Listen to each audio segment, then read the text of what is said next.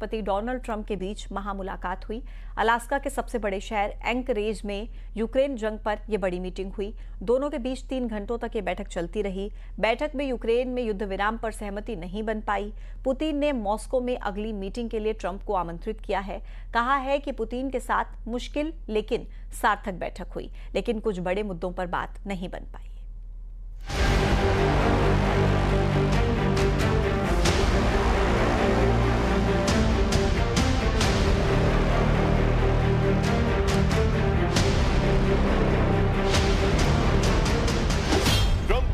महामुलाकात, शांति पर अटकी बात। ट्रंप और पुतिन के बीच 3 घंटे की बातचीत, अभी सहमति नहीं।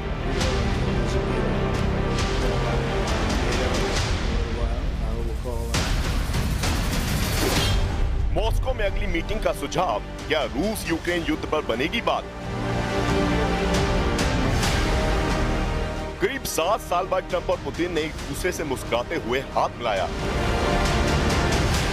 अमेरिका के अलास्का में हुई इस महामुलाकात पर पूरी दुनिया की नजरें थी। खासकर इस बातचीत के बाद रूस और यूक्रेन के बीच चल रहे युद्ध में सीज फायर की उम्मीद थी, लेकिन ट्रंप और पुतिन के बीच रूस यूक्रेन युद्ध को लेकर बातचीत भी हुई। इसके बाद हुई ज्वाइंट प्रेस कॉन्फ्रेंस में अमेरिकी राष्ट्रपति ट्रंप ने बातचीत को बेहद सकारात्मक बताया,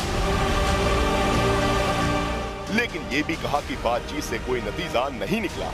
इसका सीधा मतलब ये है कि रूस यूक्रेन युद्ध में सीज फायर को लेकर कोई समझौता नहीं हुआ।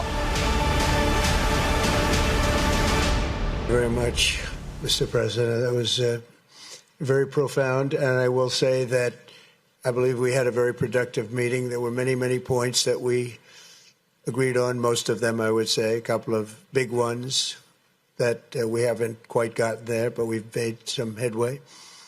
So there's no deal until there's a deal. I will call up NATO in a little while. I will call up the various people that I think are appropriate, and I'll of course call up President Zelensky and tell him about today's meeting. It's ultimately up to them.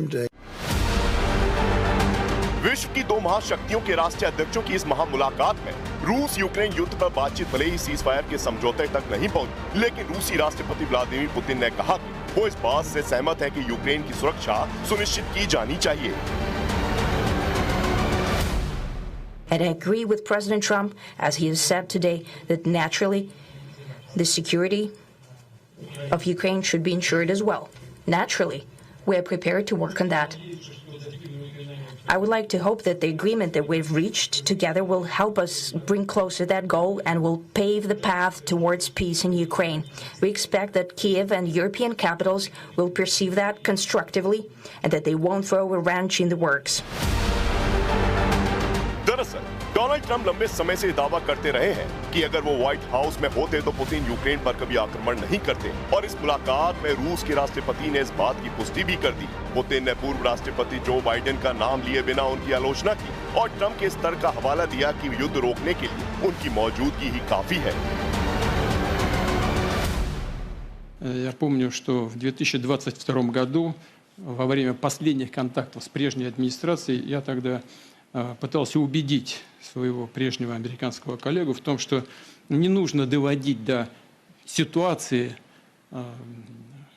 после наступления, которые могут наступить тяжелые последствия в виде боевых действий.